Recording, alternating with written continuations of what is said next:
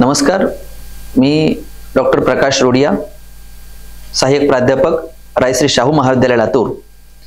आज मी भारतीय ज्ञान प्रणाली या विषयावर आपल्यासोबत चर्चा करत आहे। भारतीय ज्ञान प्रणाली ही 5000 वर्षापेक्षाही जास्त जुनी ज्ञान प्रणाली आहे। बऱ्याच वेळेस आपल्या मनात असा संभ्रम निर्माण होतो की अनेक शास्त्रज्ञांची नावं आपण पाश्चिमात्य देशातून ऐकतो। मग सगळं ज्ञान हे पाश्चिमात्य देशातून आपल्या देशाकडे आलेलं आहे का किंवा जगाकडे आलेलं आहे का? तर याचं उत्तर आहे की नाही।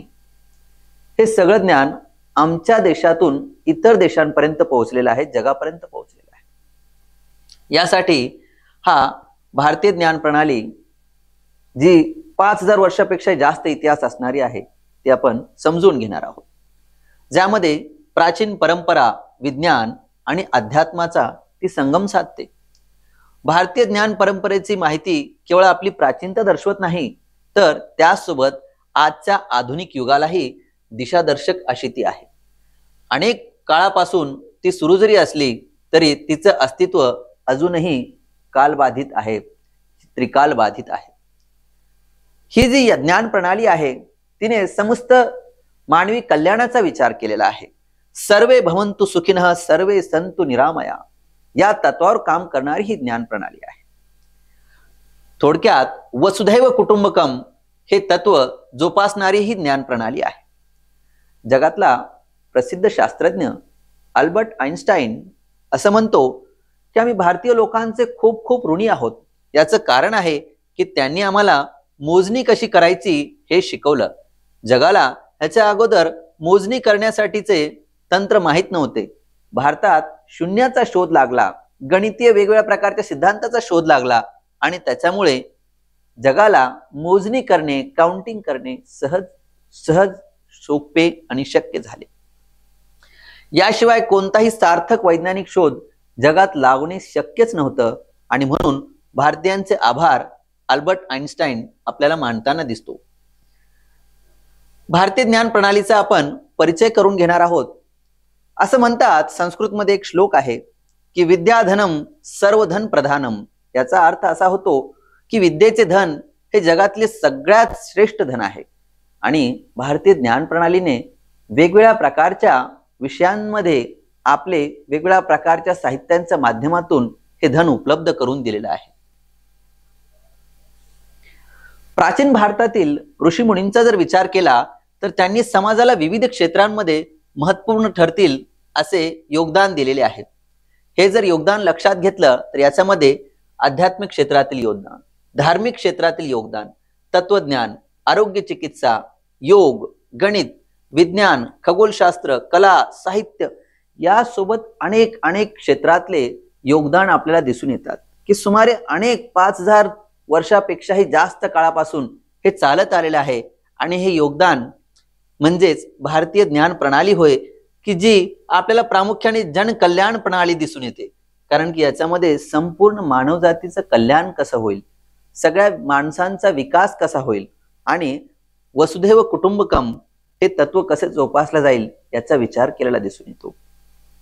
भारतीय ज्ञान प्रणाली ही निसर्गाला जोडलेली आहे, निसर्गपूरक आहे, निसर्गाचा विकास करणारी आहे, म्हणून तिला आपण निसर्गपूरक प्रणाली असं देखील म्हणू शकतो। जर भारतीय ज्ञान प्रणाली मधल्या अध्यात्म आणि तत्वज्ञानाचा विचार केला तर वेदव्यास की ज्यांनी वेदाची विभागणी केली आणि आपल्या समोर 4 वेद ठेवले, अथर्ववेद, यजुर्वेद, सामवेद, ऋग्वेद यासारख्या वेदांच्या माध्यमातून आपण जगाकडे एक वेगळं ज्ञान पोहोचू शकलो। त्यांनी ब्रह्मसूत्राच्या माध्यमातून अद्वैत वेदांताचा पायाच जणू जगात घातला, ज्यामुळे हे सगळं ब्रह्मांड सृष्टी समजून घेणे सोपं झालं। महर्षी पतंजली यांचा जर विचार केला तर त्यांनी योगाकडे जास्त लक्ष दिलं। योग सूत्राचे रचनाकार आणि योग विद्येचे प्रणेते म्हणून त्यांना ओळखले जाते।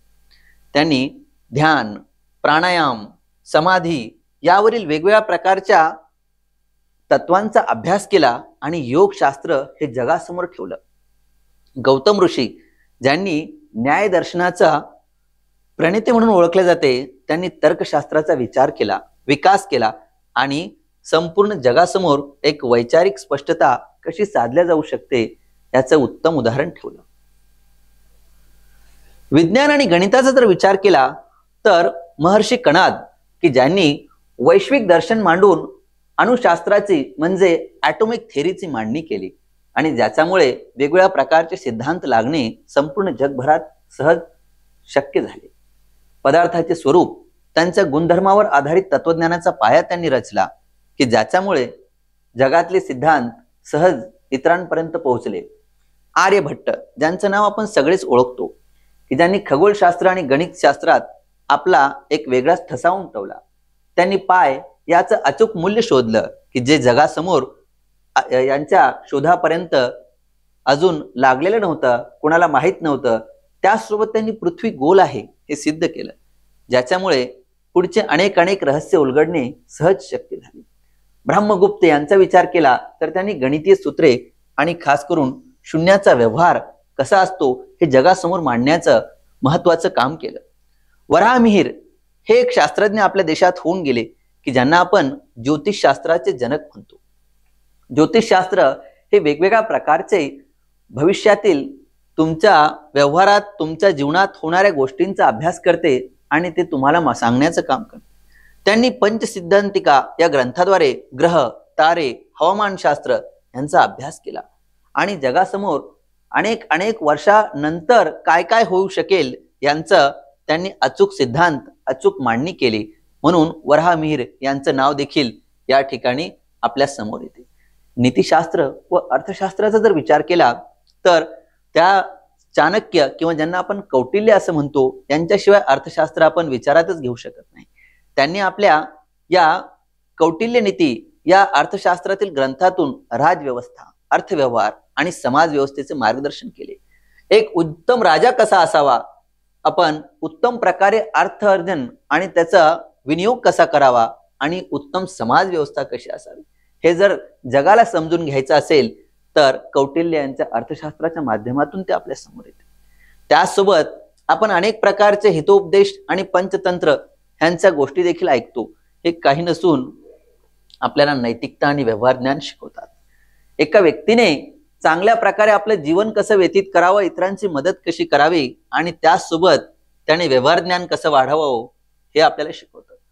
वैद्यक शास्त्र, आम्ही आजच्या आधुनिक वैद्यक शास्त्राकडे बघतो, पाश्चिमात्य देशातील वेगवेगळे लागलेले शोध बघतो, परंतु त्याच्या कितीतरी हजारो वर्षांच्या अगोदर आमच्या देशामध्ये महर्षी चरक होऊन गेले, की ज्यांनी एक महत्वाचा ग्रंथ लिहिला, त्याचं नाव होतं चरक संहिता. या चरक संहितेला आयुर्वेदाने समृद्ध केलेलं आपल्याला दिसून येतं. या चरक संहितेमध्ये होतं काय तर वेगवेगळ्या प्रकारचे रोग, त्यांचे निदान, त्याच्यावर असलेल्या वेगवेगळ्या प्रकारच्या स्थानिक उपलब्ध होणाऱ्या औषधी आणि आरोग्यशास्त्र या सगळ्यांचं त्यांनी वैश्विक ज्ञान देण्याचं काम केलं. त्यासोबत महर्षी सुश्रुत यांचं नाव आपल्या समोर येतं. यांनी सुश्रुत संहिता या नावाचा एक ग्रंथ लिहिला, की ज्याला आपण शल्य चिकित्सेचा सगळ्यात मोठा ग्रंथ म्हणून ओळखतो. त्यांनी सर्जरीचा पाया घालण्याचं काम या ठिकाणी केलं. त्या काळात म्हणजे सुमारे 3 ते 4 हजार वर्षापूर्वी आपल्या देशात मोतीबिंदू आणि त्यासोबत प्लास्टिक सर्जरी या केल्याचे उदाहरणं या ग्रंथाच्या माध्यमातून आपल्याला दिसून येतात. म्हणजे थोडक्यात जे आधुनिक सर्जरी किंवा आधुनिक वेगवेगळ्या प्रकारच्या शल्य चिकित्सा आम्ही आज बघतो, त्या हजारो वर्षांपूर्वी आमच्या देशांमध्ये होत होत्या आणि त्याचे वेगवेगळ्या प्रकारचे आम्हाला पुरावे आमच्या या सुश्रुत संहिता किंवा चरक संहिता या ग्रंथाच्या माध्यमातून दिसून येतात. साहित्य आणि काव्याचा जर विचार केला तर महर्षी वाल्मिकी यांचं नाव आमच्या समोर येतं. महर्षी वाल्मिकी, ज्यांना आम्ही रामायणाचे रचनाकार म्हणतो, एक व्यक्तीची आदर्श जीवनशैली कशी असावी, त्याने कुणाचा आदर्श आपल्या डोळ्यासमोर ठेवावा, आपलं कर्तव्य, आपलं धर्म, आपली व्यवस्था, आपली नीती या सगळ्यांचा संदेश त्यांनी आपल्या या रचनेच्या माध्यमातून देण्याचं काम केलं. महर्षी कालिदास यांचा जर विचार केला तर त्यांनी संस्कृत साहित्यामध्ये खूप मोठं योगदान दिलं, की ज्याच्यामध्ये अभिज्ञान, शाकुंतलम आणि मेघदूतम यासारख्या साहित्यकृती आपल्याला दिसतात. मेघांना देखील आपण दूत बनवू शकतो, त्यांच्या माध्यमातून आपण आपले संदेश पाठवू शकतो. अशा प्रकारची कलाकृती ही फक्त कालिदास यांच्याकडून शिकायला मिळते. हे सगळं योगदान भारतीयांचं संपूर्ण जगाला दिशा देणारं ठरतं। धर्म आणि समाज सुधारणा यांचा जर विचार केला तर संत कबीर यांचं नाव आपल्या समोर येतं। जातीपातीचे बंधन तोडून हिंदू मुस्लिम ऐक्य किंवा सगळ्या संपूर्ण मानवजातींचं ऐक्य कसं असावं ह्याचं संत कबीरांनी आपल्या वेगळ्या दोह्यांच्या माध्यमातून जगासमोर उदाहरण ठेवलं। आपल्या साध्या सोप्या आणि स्थानिक लोकांना समजतील अशा भाषेतून त्यांनी जीवनाचे तत्वज्ञान जगासमोर मांडले। आजही संत कबीर यांचे दोहे हे संपूर्ण जगात ऐकले, विचारात घेतले आणि आचरणात आणले जातात। संत ज्ञानेश्वर की ज्यांनी ज्ञानेश्वरी सारखा ग्रंथ लिहिला, की ज्या ग्रंथाच्या माध्यमातून त्यांनी भगवद्गीतेचे तत्वज्ञान जगासमोर मांडले। भगवद्गीता सहज सोप्या शब्दात सगळ्यांना समजेल अशा शब्दात त्यांनी मांडण्याचं काम यातून केलं। अध्यात्म आणि भक्ती चळवळीचे एक खूप मोठे समर्थक म्हणून आपण संत ज्ञानेश्वर महाराज यांच्याकडे बघतो। त्यांनी देखील भारतीय तत्वज्ञान, भारतीय ज्ञान प्रणाली याच्यामध्ये खूप महत्वाचा या ठिकाणी पाया घातला। शिक्षण आणि ग्रंथ निर्मिती यांचा विचार केला तर पाणिनी की ज्यांनी संस्कृत व्याकरण लिहिण्याचं काम केलं, यासोबत अष्टाध्यायी ग्रंथ आणि व्याकरण शास्त्राची त्यांनी मांडणी केली, की ज्याच्यामुळे व्याकरण सारखा क्लिष्ट विषय सहज सोप्या पद्धतीने कसं समजून घेता येईल, कसं त्याचा वापर करता येईल आणि त्यासोबत त्याच्या वापरातून कसे व्यवहारातील वेगळ्या प्रकारची जटिल समस्या दूर करता येईल हे त्यांनी जगासमोर मांडलं। खगोलशास्त्र आणि ज्योतिषशास्त्राचा जर विचार केला तर भास्कराचार्य, ज्यांना आपण सिद्धांत शिरोमणी ग्रंथाचे लेखक म्हणून ओळखतो, त्यांनी पृथ्वीच्या परिभ्रमणाचा कालावधी मोजण्याचं काम केलं। त्याचसोबत त्यांनी गुरुत्वाकर्षणाचे नियम मांडले।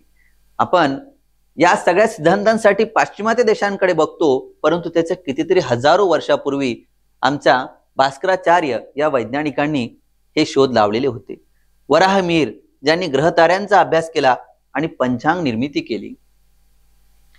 न्यायशास्त्र आणि समाज रचनेचा जर विचार केला तर अष्टावक्र आम्हाला दिसून येतात, की ज्यांनी अष्टावक्र गीता ग्रंथातून आत्मज्ञान आणि मुक्तीचा मार्ग सांगितला। व्यक्तीच्या शरीरामध्येच त्याच्या मुक्तीचा मार्ग दडलेला आहे। मनशांती ही सगळ्यात मोठी शांती असते। आध्यात्मिक शांती, मुक्ती या महत्वाच्या विषयावर अष्टावक्र यांनी न्यायशास्त्र आणि समाज रचना क्षेत्रात आपले योगदान दिले। संगीत आणि कलेचा जर विचार केला तर आपण भारत मुनी यांच्याकडे बघतो, की ज्यांनी नाट्यशास्त्र याच्यामध्ये नाटक, संगीत, नृत्य आणि त्यांचे सगळ्यांचे शास्त्रशुद्ध वर्णन हे मांडण्याचं काम केलं। भारतीय संस्कृती आणि परंपरेला कलात्मकदृष्ट्या समृद्ध करण्याचं काम भरत मुनी यांनी केलं आणि संपूर्ण जगासमोर ही संस्कृती या माध्यमातून जाणे सहज शक्य आहे। आपल्या देशाला खूप मोठा वैदिक परंपरेचा इतिहास लाभलेला आहे। भारतीय ज्ञानाचा उगमच वैदिक साहित्यामध्ये झालेला आपल्याला दिसून येतो, की ज्याच्यामध्ये आपल्याला 4 वेद दिसून येतात। हे वेद काही नसून ज्ञानाचे महत्वाचे स्रोत आहे। संपूर्ण जगाला दिशा देणारे हे महत्वाचे ज्ञानाचे स्रोत आहेत, की ज्याच्यामध्ये जीवन, विश्व, धर्म, नैतिकता आणि विज्ञान यासारख्या वेगवेगळ्या महत्वाच्या विषयावरील माहिती आपल्याला बघायला मिळते। म्हणून वेदांना आपण जीवनदायी वेद असे देखील म्हणतो। या 4 वेदांमध्ये ऋग्वेद, यजुर्वेद, सामवेद आणि अथर्ववेद हे वेद आपल्याला दिसून येतात। ऋग्वेद कशावर माहिती सांगतो तर प्राचीनतम साहित्य, सूक्त रचना आणि प्रकृतीचे वर्णन याच्यामध्ये आपल्याला बघायला मिळते। यजुर्वेद आपल्याला यज्ञविधी आणि यावर आधारित वेगवेगळ्या प्रकारची माहिती सांगतो, तर सामवेद हा संगीत व छंदावर आधारित आहे। तर अथर्ववेद आपल्या आरोग्याची काळजी घेतो आणि औषध आणि उपचार पद्धती यांच्यावर महत्वाची माहिती देण्याचं काम करतो। म्हणून हे 4 वेद जीवनदायी वेद म्हणून ओळखले जातात। षडदर्शन आपल्या भारतीय ज्ञान प्रणालीमध्ये 6 महत्वाचे दर्शन सांगितलेले आहेत। ते कोणते आहेत, ते जगाला कशी दिशा देणारे आहेत, तर पहिलं दर्शन याच्यामध्ये सांगितलेलं आहे न्याय दर्शन। न्याय म्हणजे काय तर तर्कशास्त्र आणि युक्तिवाद। प्रत्येकाने तर्कशास्त्र आणि युक्तिवाद जोपासला पाहिजे आणि त्याच्यानुसार स्वतःचे जीवन त्याने समृद्ध केले पाहिजे। वैशेषिक दर्शन म्हणजे पदार्थ आणि त्यांचे गुणधर्म हे लक्षात घेतले पाहिजे। सांख्य दर्शन म्हणजे सृष्टीची उत्पत्ती, प्रकृती, पुरुष तत्व आणि वेगवेगळ्या प्रकारच्या सृष्टीतल्या रचना यांचा अभ्यास केला पाहिजे. योग दर्शन, योगाच्या माध्यमातून आपल्या लक्षात येतं की शरीर आणि मन ह्या दोन वेगवेगळ्या गोष्टी आहेत. मानसिक व शारीरिक शुद्धता खूप महत्वाची असते. यासाठी योग दर्शन महत्वाचं आहे. मीमांसा दर्शन यांनाच म्हणतो आपण वेदांचे विश्लेषण. 4 वेद आणि त्यांचं विश्लेषण करणारा मीमांसा दर्शन. तर वेदांत दर्शन म्हणजे आत्मा, परमात्मा आणि मोक्ष यावर आधारित जीवन पद्धती यावर प्रकाश टाकणारी ही भारतीय ज्ञान प्रणाली षडदर्शनच्या माध्यमातून आपल्याला दिसून येते. पर्यावरण व नैसर्गिक विज्ञानाचा जर विचार केला तर भारतीय ज्ञान परंपरेमध्ये पर्यावरण संतुलनावर विशेष भर दिला आहे, ज्याच्यामध्ये वृक्ष संवर्धन, वन्यजीवांचे संरक्षण आणि त्यासोबत पंचमहाभूत की ज्यांचा विचार या ठिकाणी आपल्याला पृथ्वीचे संतुलन राखण्यासाठी केलेला दिसून येतो. पंचमहाभूत कोणती आहेत तर आकाश, वायू, अग्नी, जल आणि पृथ्वी. ह्या पंचमहाभूतामुळे आपले शरीर आपल्याला साथ देते आणि त्याच्यामुळे पृथ्वीचं संतुलन देखील राखण्यासाठी मदत होते. म्हणून ह्या पंचमहाभूतावर आधारित ज्ञान प्रणाली आपल्याला दिसून येते. पूर्वी आपल्याकडे शिक्षण आणि गुरुकुल प्रणालीचा जर विचार केला तर गुरूंच्या घरी वनात आश्रमामध्ये राहून शिक्षा ग्रहण करण्याची पद्धत होती, त्याला आपण गुरुकुल पद्धती असं म्हणतो.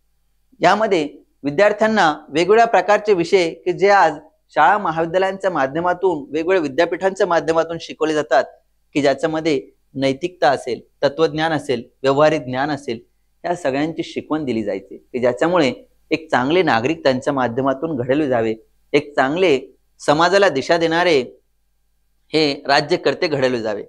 आपल्या देशांना इतिहास लाभलेला आहे की तक्षशिला आणि नालंदा सारखी जगातली सगळ्यात पहिली 2 विद्यापीठे आपल्या देशात होऊन गेलेली आहेत, की ज्यांना आपण जागतिक ज्ञानाचा वारसा म्हणून ओळखतो. भारतीय ज्ञानाचा आपल्याला संपूर्ण जगावर प्रभाव पडलेला दिसून येतो. भारतीय ज्ञान परंपरा ही चीन, तिबेट, जपान आणि वेगवेगळ्या प्रकारच्या अनेक बलाढ्य देशांवर, प्रगतिशील देशावर, विकसित देशांवर मोठ्या प्रमाणात प्रभाव टाकणारी पद्धती दिसून येते. हा प्रभाव खास करून योग, आयुर्वेद आणि ध्यान पद्धती यांच्या माध्यमातून जागतिक लोकप्रियता मिळवलेला आपल्याला दिसून येतो. जेव्हा आजचा आधुनिक जग हे विज्ञानाचा अभ्यास करत असताना वेगवेगळ्या तुकड्यांमध्ये अभ्यास करते, तिथे ज्ञान परंपरा, भारतीय ज्ञान परंपरा या सगळ्यांना एकत्रित जोडून अभ्यास करणारी ही फार प्राचीन ज्ञान परंपरा आहे हे आपल्याला दिसून येतं. योग, आयुर्वेद आणि शरीर, आरोग्य, मानसिक, आध्यात्मिक शांती या सगळ्यांचा विचार भारतीय ज्ञान प्रणालीमध्ये झालेला आपल्याला दिसून येतो. आपण एक संस्कृत श्लोक ऐकतो की अज्ञान तिमिरा धनस्य ज्ञानांजने शलाकया, म्हणजे याचा अर्थ असा होतो की अज्ञानरूपी अंधकार दूर करण्यासाठी ज्ञानरूपी अंजन आपण लावले पाहिजे आणि हे अंजन भारतीय ज्ञान प्रणालीच्या माध्यमातून आपल्याला लावलेले दिसून येते. धन्यवाद.